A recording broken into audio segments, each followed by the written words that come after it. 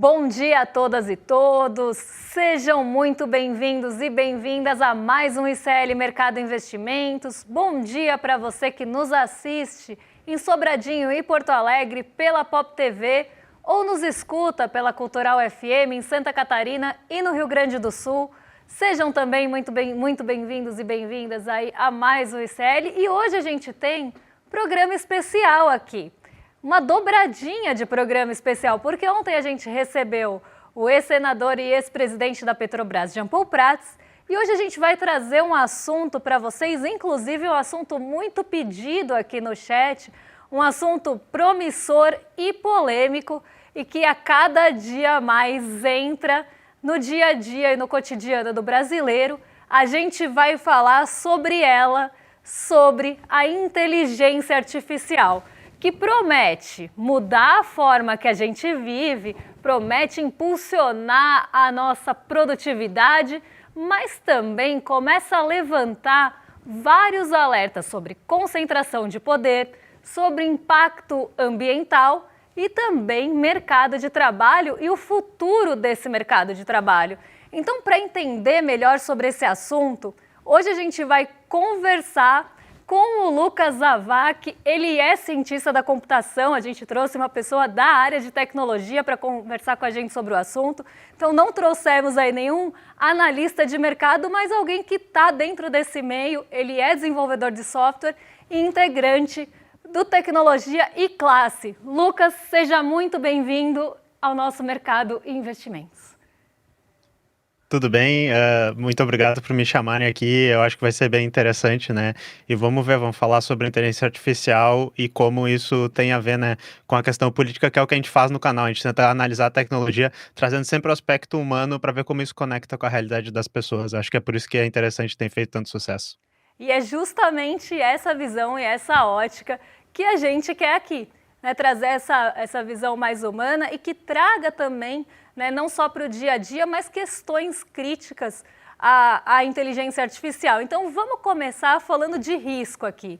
Porque quando a gente fala de risco em IA, tem três principais temas que acabam surgindo: medo da superinteligência, aumento das desigualdades e a concentração extrema no poder das mãos de poucas empresas, e ali, né, o aumento da desigualdade e a concentração extrema. Então, aqui três coisas, né? Qual desses três você considera o mais preocupante e por quê? Tá, vou começar assim, não acho que é o risco da superinteligência que é o mais preocupante. Esse, digamos que é um aspecto que ele é muito badalado, muito falado, né, pelas empresas, assim, elas querem que a gente pense bastante nisso, mas a questão da desigualdade eu acho que ela é o que eu prestaria mais atenção. Porque a inteligência artificial hoje, ela é vista como uma tecnologia que ela é feita para a automatização do trabalho, né, para a substituição do trabalho. Enfim, a gente fala muito coloquialmente, uma IA vai substituir o meu emprego. E às vezes as pessoas até não levam isso tão a sério, porque, sei lá, se você perguntar para o ChatGPT, depois tentem aí, se existe um emoji de cavalo marinho, vocês vão ver que ele vai ficar inventando um monte de coisa e não vai falar nada com nada. Daí as pessoas pensam, isso aqui não irá me substituir. Mas na realidade a pressão que a inteligência artificial faz é a de transformar algumas tarefas que antes elas não eram facilmente automatizáveis, que são as tarefas criativas, né, principalmente geração de imagem, geração de texto, geração de vídeos, em coisas que elas podem, ao invés de ser feitas por uma equipe de 5, 10 pessoas, serem feitas por uma ou duas em menor tempo. E a gente fica pensando que isso poderia ser uma coisa que vai estar, né, retirando esse trabalho, o fardo do trabalho dos ombros da classe trabalhadora, mas muitas vezes o que isso faz é que um profissional agora ele tem o trabalho de 5, né, e ele vai ficar o tempo inteiro realizando tarefas num fluxo assim muito mais acelerado, porque agora a IA vai estar fazendo várias coisas junto, né? Então esse aí é o aspecto que eu prestaria mais atenção. E daí, se a gente quiser entrar depois no próximo, o risco, se a gente quiser pensar no mercado, a valorização das empresas de IA, ela é muito focada que no futuro isso vai funcionar muito bem e vai substituir o trabalho dos trabalhadores, vai tirar esse risco que o empregador às vezes vê de que muitos trabalhadores descontentes poderiam se organizar, esse tipo de coisa. Então, essa é a grande aposta, digamos, do mercado na IA e é o que tem valorizado especulativamente no futuro isso, porque a gente não existe hoje ainda essas coisas bem acontecendo. Então a valorização que a gente vê nos Estados Unidos, assim, sem precedentes, dessas empresas tem muito a ver com isso. Daí a gente pode, de repente, explorar isso mais tarde, né? Então já vou aproveitar e puxar o gancho para esse lado da supervalorização e até das promessas que acabam acontecendo envolvendo a inteligência artificial, porque hoje tem muito ruído nesse debate, sobre inteligência artificial, promessas questionáveis, muito marketing para atrair os investimentos, mas também existe dúvida em relação à exponencialidade dessa inteligência artificial. Muitos estão apostando que essa exponencialidade vai existir, mas ainda não tem aquela certeza tão ali clara quanto, por exemplo, chips ou semicondutores conseguem avançar para permitir essas inovações. O que, na sua opinião, é mito ou é modismo e o que é de fato inovação? E a gente está vivendo realmente essa bolha especulativa e se essa bolha também estourar, quais serão os principais impactados? Perfeito, eu acho que tu colocou exatamente o cerne da questão, tá? Existem alguns campos dentro da inteligência artificial para onde ela pode ir. E algumas pessoas, né, coincidentemente as pessoas que estão dentro dessas empresas que mais teriam a ganhar, Nvidia, OpenAI, Google, dizem que esse crescimento ele está, digamos, ainda na sua infância, né? O crescimento exponencial, né? Ou seja, que não só vai crescer, como vai crescer o ritmo em que cresce a geração de valor, de novas tecnologias disso. Algumas pessoas dizem que é muito grande esse potencial. Outras já acham que, mesmo que seja muito promissor, tá? Eu não vou falar, tem pessoas que acham que essa é uma tecnologia como qualquer outra, né? Mas mesmo as pessoas que acham que é promissor, algumas acham que não, esse ritmo ele é mais normal e talvez nós estejamos chegando perto do teto, né, que esse tipo de tecnologia nova, né, que a gente não tem tempo aqui para entrar em todos os detalhes, mas é a tecnologia de IA generativa, que o pessoal fala, que talvez a gente esteja no teto dos grandes avanços que ela vai fazer. E o problema, né, disso é que hoje, principalmente nos Estados Unidos, o investimento de IA ele é muito baseado em entrar dinheiro para desenvolver e meio que subsidiar o custo dessas ferramentas, esconder um pouco esses custos que a gente tem em compra de hardware, né, que são as placas de vídeo, GPUs, que principalmente a Nvidia faz e que são necessárias para esse desenvolvimento e esse uso, a construção de data centers. Então, esse custo, ele tá meio que sendo amortizado, ele tá meio que sendo escondido. Por exemplo, se a gente vê os relatórios financeiros da Microsoft e tal, a gente vê que agora existe uma preocupação com a amortização de custos e a depreciação dos custos desses data centers, que são prédios enormes, cheios de computadores e tal, que é uma coisa que agora eles estão construindo num ritmo nunca visto antes para desenvolver essas tecnologias, e isso vai ser um ônus no futuro, quando a gente precisar trocar essas infraestruturas, quando esses equipamentos estragarem. Então, se não crescer no ritmo exponencial, que é exatamente o início do que você estava dizendo, isso pode vir a ser um problema no futuro e pode não se concretizar todos os sonhos que se tem, né, de que essa tecnologia vai ser revolucionária, mesmo que ela seja muito boa e extremamente boa. Se ela não for, assim, algo que vai revolucionar tudo, entregar esse valor exponencial, pode ser que a gente tenha problemas no mercado. Por quê, né? Para tentar finalizar aqui. Os Estados Unidos, se vocês pegarem, eu devia ter anotado alguns números, mas o crescimento do PIB deles, se vocês tirarem as empresas de IA, ele é meio que nulo. Então, todo o PIB que eles tiveram no crescimento desse último ano foi nas empresas de tecnologia, né, as Big Techs. E o mercado de ações deles, que claro que não é um grande indicador de se a economia está indo bem, mas ele está indo muito bem, só que se a gente tirar as empresas de tecnologia, também não ocorreu quase nada. Tá tudo nessas top empresas, que são as top empresas dos Estados Unidos, do mundo, né, porque elas são empresas assim, né, Microsoft, Oracle, Google, AWS, Tesla, todas essas empresas estão lá. Só que todas elas têm contratos entre si, todas elas estão apostando muito na construção de data centers, todas elas, né, compram os produtos da Nvidia. A Nvidia é a maior de todas, acho que eu tinha esquecido de dizer, porque o hardware que a Nvidia produz hoje é a base para tudo isso. Então, qualquer coisa que vai dar errado aí no meio do caminho, e o dar errado, que nem eu disse, é basicamente não ser a coisa mais revolucionária que nós já vimos, pode desencadear uma espécie de crise. E o mercado de ações nos Estados Unidos tem muito essa relação que eles têm as aposentadorias deles postas como investimentos 401k lá. Então, isso poderia ser uma crise muito grande. E, sinceramente, eu, né, que tu disse, eu sou um cara da tecnologia, eu não consigo ver, assim, a análise mais sistêmica de tudo que vai acontecer, mas não vai ser coisa pouca. Me parece que não vai ser coisa pouca, e não sou só eu que estou falando disso. Se vocês procurarem, vocês vão ver que vários especialistas estão reiterando esse risco, né? Então é mais ou menos assim que eu vejo.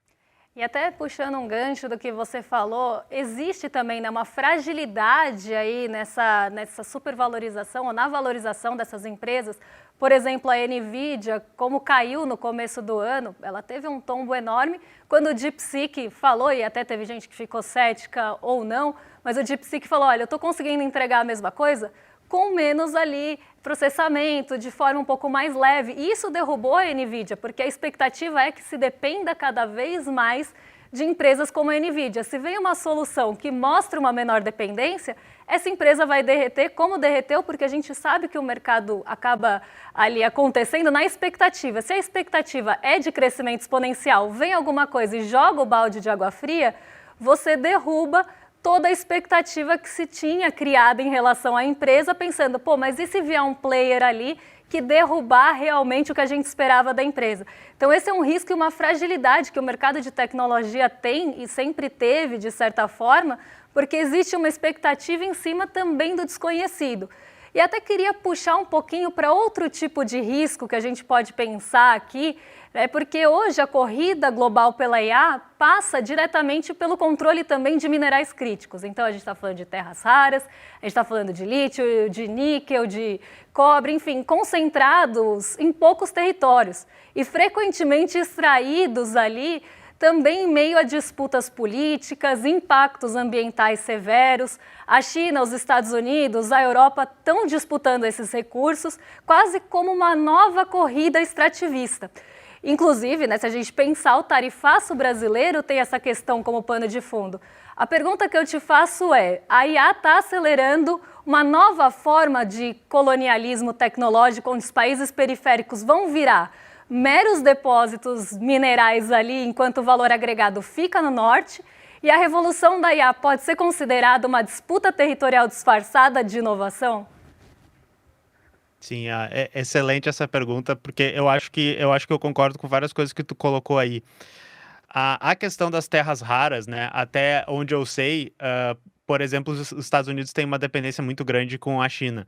Não até porque a China tenha um monopólio de onde estão, né, todos esses metais raros que são necessários para fazer chips, para fazer indústria bélica, esse tipo de coisa, mas porque eles têm um domínio muito forte do refinamento desses materiais. Então isso foi um dos pontos de tensionamento ali quando o Trump começou com o tarifaço dele contra a China. Um dos pontos que ele foi voltando atrás teve a ver com isso, né? E o Brasil também seria um lugar onde os Estados Unidos pode conseguir metais raros, então, que nem tu levantou, muito se fala que a maneira do Trump de negociar, que é ele ataca primeiro, né? Ele intimida com o tarifaço e daí ele diz, vamos sentar na mesa para negociar, teria a ver com querer que o governo brasileiro entregue esse tipo de coisa. E daí tu falou o termo, né? Seria novo colonialismo, extrativismo dessas coisas. Tem várias maneiras de ver, já que tu falou esse termo colonialismo, tem uma outra maneira de ver, que depois eu vou voltar para a questão dos metais raros e do espaço, que é os nossos dados, né? O colonialismo digital, o colonialismo por meio da tecnologia, que seria essa maneira de ver o Brasil como apenas um país onde Estados Unidos e Europa vão usar para expandir os seus mercados dos seus produtos de Big Techs, que eles têm isso desenvolvido, para né, arrebanhar esses dados e gerar novos produtos baseados nesses dados, mas nunca para ser um país que vai desenvolver essa tecnologia e que vai conseguir, né, ter suas próprias soluções ou até exportar elas e competir com os Estados Unidos.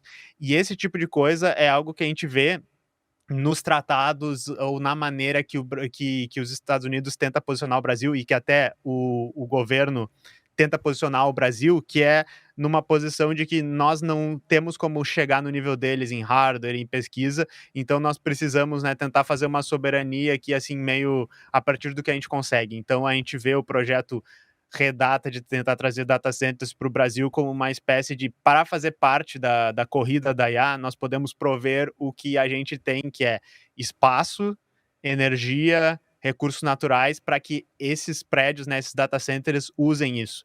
Mas sem uma promessa, e por exemplo, esse projeto não dá a intenção disso, de que a gente possa se apropriar dessa tecnologia, que a gente possa aprender como operar esses espaços e desenvolver a nossa própria tecnologia. O que me parece é que a gente está, né, dando esses nossos recursos naturais, o espaço, a eletricidade, para rodar produtos de lá e daí depois a gente consome produtos da Google, produtos da Microsoft aqui dentro para fazer o que a gente precisa, porque a tecnologia ela não é mais e a tecnologia digital, né, a internet, ela não é mais uma coisa separada que a gente pensa, vou entrar na internet. A gente está o tempo inteiro imerso nessas ferramentas que estão conectadas aí. Então esse é um aspecto importantíssimo do colonialismo, que seria esse colonialismo digital, mas que também tem tudo a ver com esse mais específico de material de tirar as coisas aqui, que é, né, o sul global visto como esse lugar para tirar matéria-prima, para tirar energia, para tirar até força de trabalho, né? Pessoas que se capacitam e aprendem essas ferramentas não vão conseguir bons empregos aqui, vão ir para fora, vão trabalhar para empresas de fora. Então, sim, eu tendo a ver esses data centers e essa maneira como as empresas têm usado a gente como uma maneira de fazer extrativismo dos nossos dados, da nossa força de trabalho. Enfim, isso fala muito com a maneira como a nossa economia aqui também se desenvolve, sabe? É uma economia em que as pessoas não conseguem ser engenheiros, elas vão ter que trabalhar uberizadas numa plataforma, talvez, que vai transformar seu emprego numa questão de trabalho intermitente e tal. Esse acaba sendo a maneira que o Brasil consegue se inserir nessa dinâmica, porque a gente não desenvolveu essas tecnologias, né? E, digamos assim, fica satisfeito em não desenvolver isso, faz tratos com os Estados Unidos, com essas big techs, assim, é mais ou menos nesse sentido. E eu acho bem interessante que você puxou esse assunto, até a gente ia fazer uma pergunta específica desses dados, mas você já explicou muito bem em relação a isso. E o que eu vejo aqui do Brasil e de outros países também que estão na mesma situação do Brasil é que muitas vezes a gente vem aqui, né, o país chega para a gente, traz toda a estrutura para cá, mas a gente não aprende essa tecnologia, a gente não desenvolve essa tecnologia aqui, a gente acaba só reproduzindo a tecnologia que vem de fora, não produz a tecnologia aqui, cria uma dependência, né? E isso eu não estou falando nem só de Estados Unidos, se a gente pensar algumas empresas chinesas que estão vindo para cá, também não vão trazer algumas, né, quando a gente pega a lista de empresas chinesas que vieram para o Brasil, muitas nem são de valor agregado, tem ali empresa de sorvete, empresa de fast food, nem são dessas que estou falando, plataforma de delivery, não é nem disso que eu estou falando.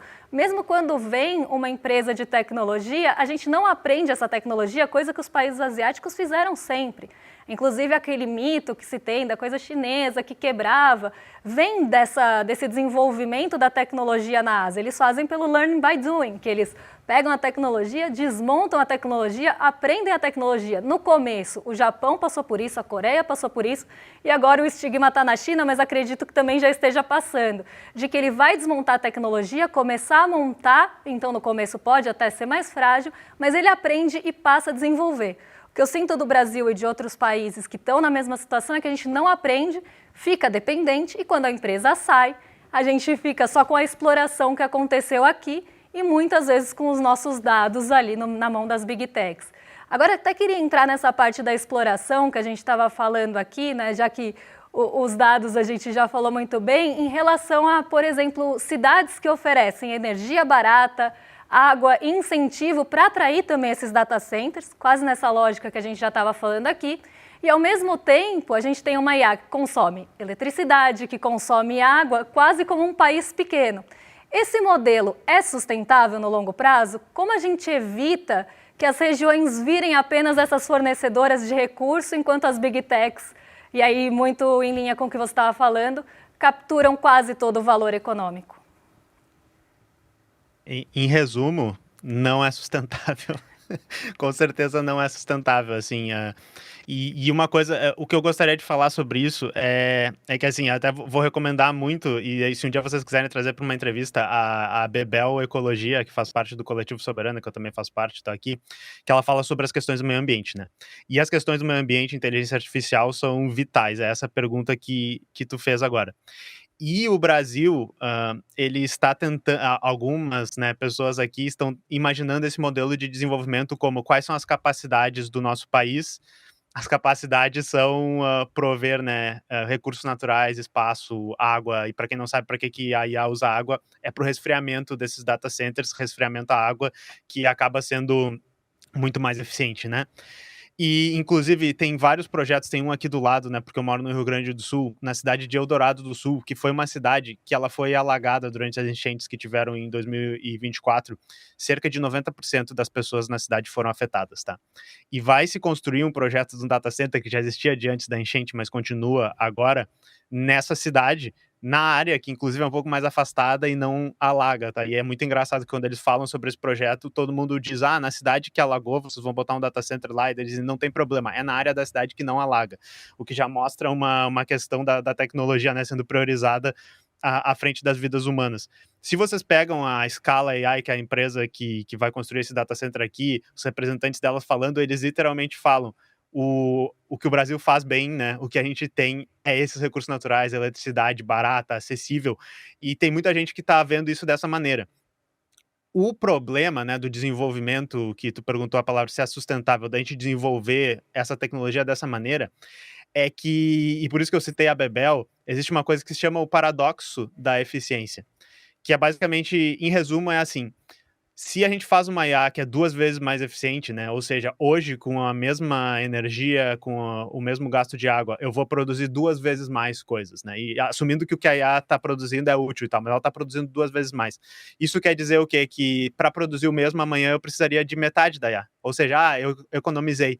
Só que não é a maneira que a indústria está funcionando. Se a gente produz 2 vezes mais IA amanhã, ela vai ser usada 2 vezes mais para desenvolver mais IA e para gerar mais tecnologia. Esse é o paradoxo, que como existe uma corrida para desenvolver essa tecnologia, e ela é vista não só como vital para o desenvolvimento das economias, mas talvez para a guerra, talvez, né, para a dominância no cenário geopolítico, nenhum país quer se dar ao luxo, pode se dar ao luxo de não desenvolver ao máximo das suas capacidades. Então, isso leva a um ciclo que quanto mais a gente explora o meio ambiente para desenvolver essas tecnologias, mais propício fica de explorar cada vez mais o meio ambiente. Então, né, é por isso que é estranho trazer o comunista, né, faz parte do coletivo comunista, no programa de investimentos, mas a crítica que eu faço aqui, que eu chamo, é sobre a insustentabilidade desse sistema.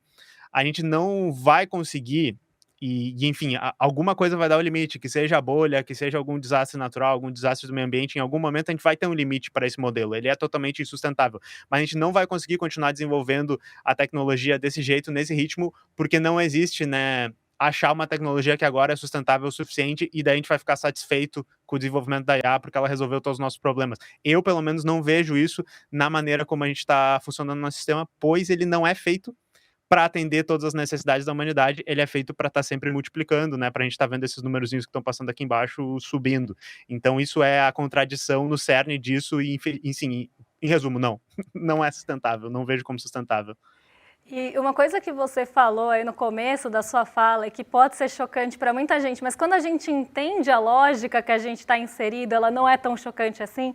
E eu que vivi dentro dessa lógica de mercado há muito tempo, já não me espanto mais com nada, vamos colocar o data center onde não alaga, porque ele vai estar ali num lugar seguro e as pessoas não, né? As pessoas podem ficar num lugar que alaga. Como a lógica do mercado, a lógica do ganho, ela está sempre acima ou ali competindo em detrimento da vida das pessoas, mas sempre acima, né? Sempre ali priorizando a lógica do lucro, a lógica do capital e não as pessoas, não a vida humana. Isso me entristece demais, né? Eu sempre fico entristecida e pistola, como o pessoal do chat fala aqui, porque realmente é para se indignar. Por mais que você veja essa lógica sempre ali conduzindo o nosso mundão, né? Quando a gente pega a história, ela está sempre ali como fio condutor, mas é muito triste que mesmo com as inovações tecnológicas que poderiam propiciar alguma melhora de vida para as pessoas, a condição ela sempre vai estar priorizando o capital, o lucro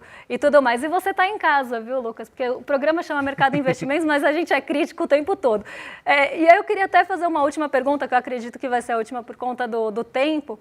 É como impedir que a IA aprofunde ainda mais as desigualdades digitais e qual seria o caminho mais rápido para democratizar o acesso à tecnologia, mas de fato aqui com uma democratização e com o fim eu acho muito difícil das desigualdades, mas com essa diminuição das desigualdades e se isso é possível dentro dessa lógica do lucro, dessa lógica do capital que a gente estava falando agora.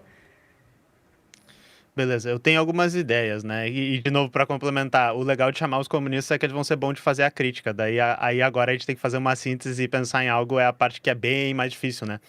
Assim, A maneira que eu vejo, né, eu não sou tecnofóbico, né, embora muitas vezes quando a gente fala mal das tecnologias, eu fiquei aqui, né, 20 minutos, a gente só falou coisas negativas, e daí as pessoas dizem: "Ah, então você é contra a tecnologia".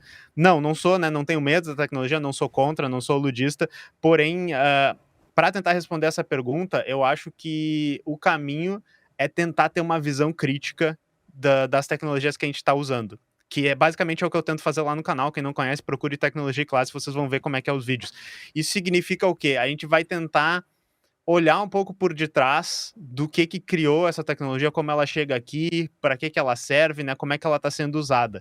E quando a gente entende essas coisas, que daí tem tudo a ver com o que a gente estava falando, né? Como é que alimenta a pesquisa disso, quem são as empresas, de que país elas vêm, como é que a energia é feita, de onde vem o dinheiro. Quando a gente começa a pensar essas coisas, a gente começa a enxergar de uma maneira diferente os usos que a gente está fazendo. Eu não quero dizer que a gente vai estar usando de uma maneira mais consciente, porque que nem eu disse, meio que não depende da gente, né? Vou dar um exemplo. Se no meu emprego eu trabalho como desenvolvedor de software, né? Se no meu emprego eu não quiser usar nenhuma dessas ferramentas de IA para me ajudar a fazer minhas coisas, em comparação aos meus colegas de trabalho que vão estar usando essas ferramentas, o meu, né, output ali, desculpe o anglicismo, o que eu estiver criando vai ser menor, né?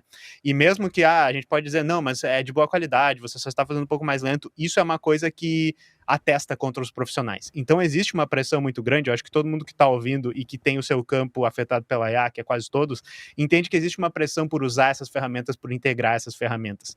Mas tem muita coisa que é mito, que é fantasia, que não está na realidade gerando muitas coisas novas e melhorando o nosso dia a dia. Então, a partir de uma visão crítica, eu acho que a gente consegue imaginar, ok, essa tecnologia de automação do trabalho, de geração de conteúdo, fora desse contexto de supervalorização do capital, de superexploração, como é que a gente poderia usar ela? E daí a gente pode fazer isso no nosso dia a dia, que nem eu disse, é mais difícil, que nem eu disse, a gente está dentro de um sistema que é influenciado por isso, mas a gente pode pensar planos, e daí eu acho que quando a gente começa a pensar mais no país, mais no mundo, se a gente quisesse, a gente poderia imaginar maneiras que isso poderia ajudar, que a gente poderia talvez desenvolver tecnologias que são menos custosas ao meio ambiente, porque elas não fazem tanto, elas não desperdiçam tanto, elas não são só estão sendo usados como uma guerra de especulação. Então, assim, ideias, né? Eu gostaria de ver o Brasil com mais soberania digital. O que isso significa? A gente ter controle sobre as estruturas de hardware, né?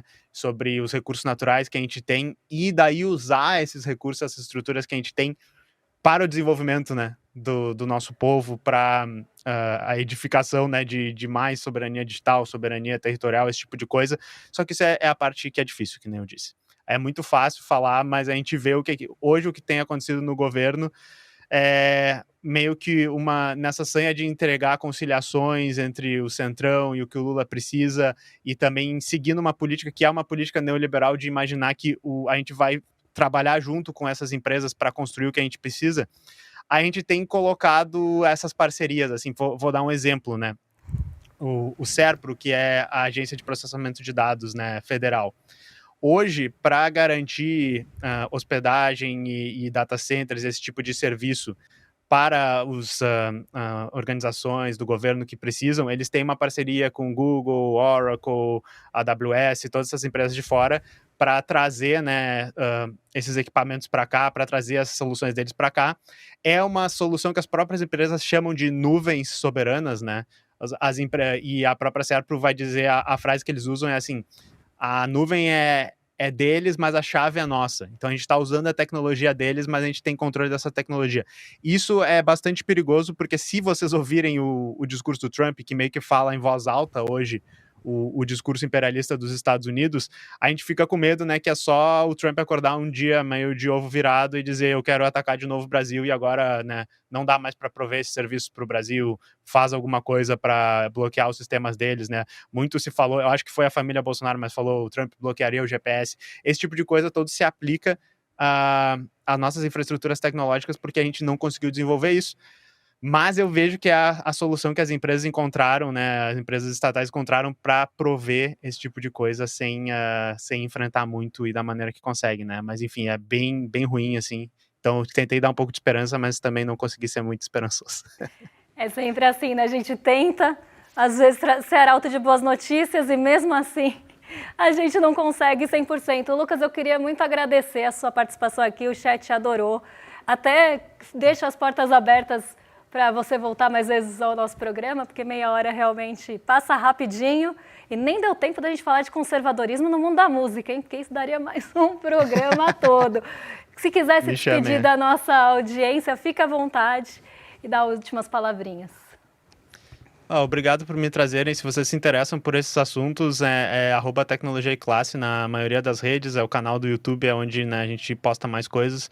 Quase todos os dias tem vídeo e principalmente vou recomendar sobre a inteligência artificial. Tem um vídeo que eu vou reiterando, é uma espécie de palestra, assim, eu já fiz umas 3 vezes, que é sobre essa disputa de IA entre Estados Unidos e China. É um assunto, 1 hora e pouco de conteúdo, tá sempre mudando esse tipo de coisa. Eu recomendo que vocês deem uma olhada se vocês se interessam por isso. Vocês vão ver que eu vou falar todos os assuntos que a gente falou aqui e conseguir entrar em um pouco mais de detalhe. Então, já sabem. Tá aqui embaixo, inclusive, para vocês acessarem. Então, Lucas, muito obrigada. Foi ótima participação. E agora eu vou convidar vocês o quê? Para dar um rolê, mas dar um rolê diferente. Porque hoje o Rolê ICL tá com uma carinha diferente, uma carinha nova. Agora vocês vão estar em mais do que excelente companhia de André Uzeda e Laura Couto. Então vocês vão dar um rolê com a companhia nova. Vocês já vão então estar nas mãos de André Uzeda e Laura Couto.